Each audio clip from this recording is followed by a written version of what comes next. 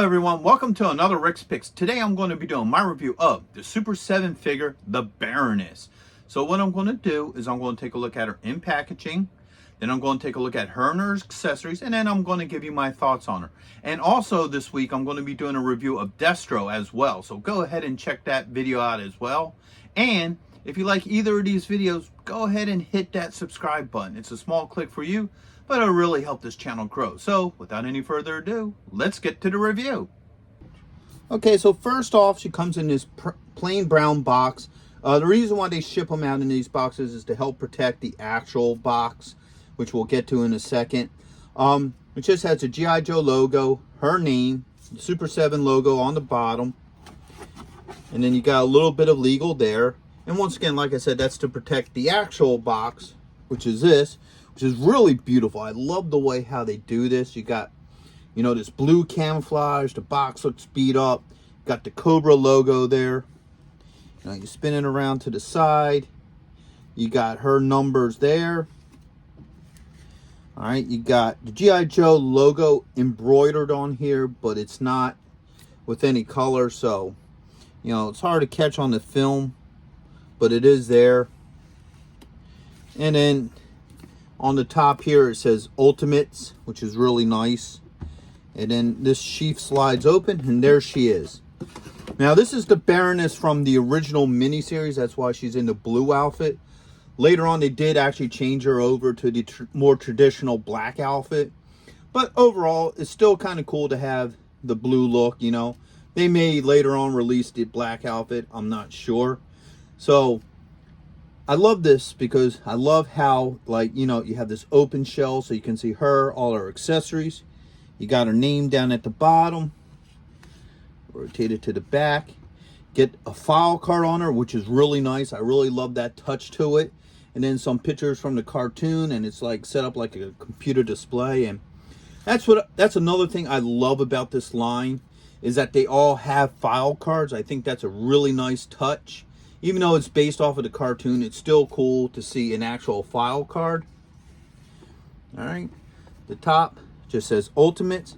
And then the bottom, you got your legal. So, with all that being said, let's open her up and see what she's about. Okay, so here she is out of packaging. She's a beautiful figure. I love the detail to her. So, let's give her the rotation. I love how some of her colors pop on her. And like I said earlier, this is the Baroness from the original mini-series of the G.I. Joe cartoon. Okay, later on they did give her her iconic black outfit, but for the first couple episodes she had the blue and yellow, which is nice. The reason why they usually use brighter colors in cartoons is it gives it a little bit more pop, opposed to just an all black, which is sometimes harder to animate. So with that being said, let's go through her points of articulation. First off, her head's on a ball joint. It doesn't move because of the way how the hair is designed. All right. She does have a shoulder joint, a bicep joint, an elbow joint, and a wrist joint. Okay. She has a joint right here underneath her breast that swivels, and one right here at the torso. All right. She has a thigh joint, a knee joint, a swivel at the top of the boot. And she also has an ankle joint. The ankle joint doesn't move that much, but it is there. All right. Now, she comes with a whole lot of accessories. The one thing I noticed about this line is they do come with a lot of accessories. So, first off, let's go through the heads. So, she has this head here with a gas mask. All right. She has this head here with the iconic glasses. All right.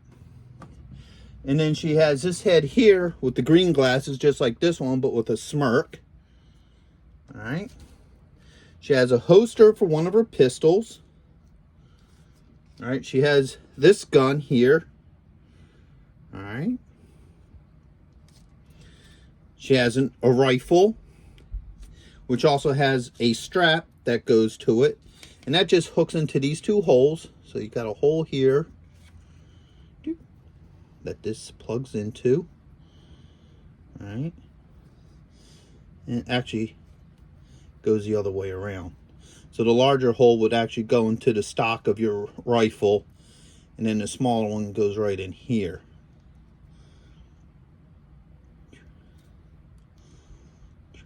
All right, and they seem to fit into these holes pretty well. This one's a little harder to get it in there. Ooh, don't want to go in there for some reason.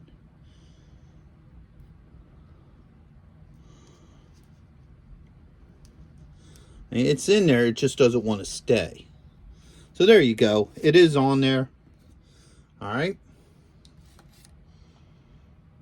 Next thing, you have this gray gun. All right. This small pistol, which I think is the one that's going to fit in that yellow holster. And then she has a whole bunch of hands. So she has a trigger hand. Okay. Another hand. That might work for some of the smaller guns. All right. Another trigger hand. This hand here. All right. Another trigger hand. This one here as well.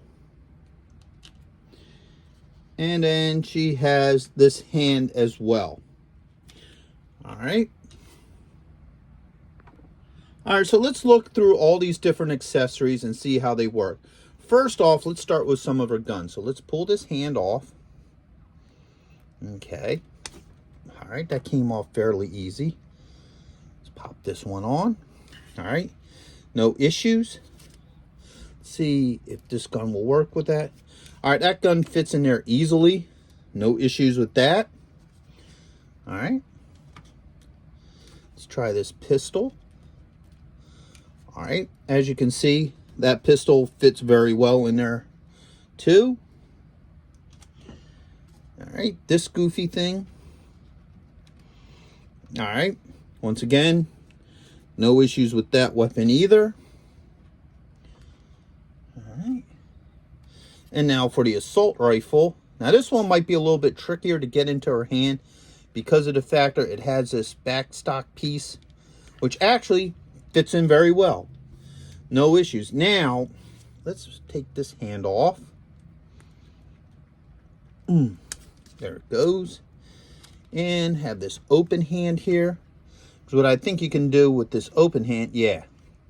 So you can take that open hand and it allows her to hold, you know, the front of the gun very easily. It looks like it belongs there, which is really nice. Okay.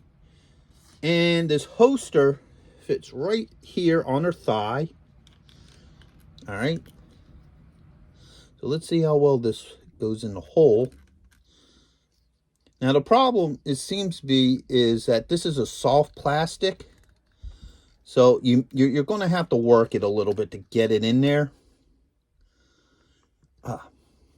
Okay.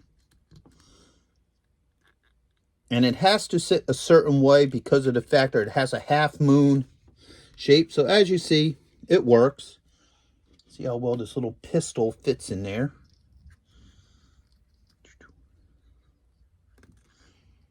All right. So. All right. So, because this is soft plastic, it's hard to get things to close and to fit in things. It probably would have worked a little bit better if they used like a harder plastic. But, so yeah, that's a little bit hard to work in there. So it does work. Because it's a soft plastic, you'll have to play with it, but it'll all shut into place and what have you. So now that we've gone through the weapons, let's look at some of these heads. All right. Take that off. Take that off. First off, let's try one of the standard heads. All right. This head came off obviously pretty easily. So if you want the iconic glasses, as you see, the head goes on, no issues. Now this gas mask one. All right. I guess how you would do this is, I guess you would slide that maybe across like this. Okay. And then put her head on like that. All right. So the gas mask head fits on very well. And as you see, this can just sit off to the back like that. So there's no issues with that. So overall, she's a really good looking figure. I like the way she looks. Her accessories work very well with her. The only real flaw I see in her myself is this holster. I kind of wish it was a little bit of a harder plastic so these pegs will fit into things easier, but other than that, everything else seems to work really well with this figure. She would definitely look really nice with the rest of your Joe and Cobra figures and collectibles. So with that being said, I hope you guys did like this review. If you did, go ahead and hit that thumbs up. And if you haven't subscribed yet, please subscribe. It's a small click for you, but it really helped this channel grow. So until the next one, late. Hey, are you going to be in the Philadelphia area between September 9th and 10th? If so, check out RetroCon. It's affordable. They have lots of great vendors. There's going to be cosplay competitions, celebrities, and much, much more. So go ahead and check out the link in the description. And also, Samuel J. Jones is going to be there, better known as Flash Gordon. So check it out. Greg Evigan will be there, best known for BJ and the Bear, My Two Dads, and Tech Wars. Voice actress Kathy Garver will be there, the one and only Firestar from Spider-Man and His Amazing Friends.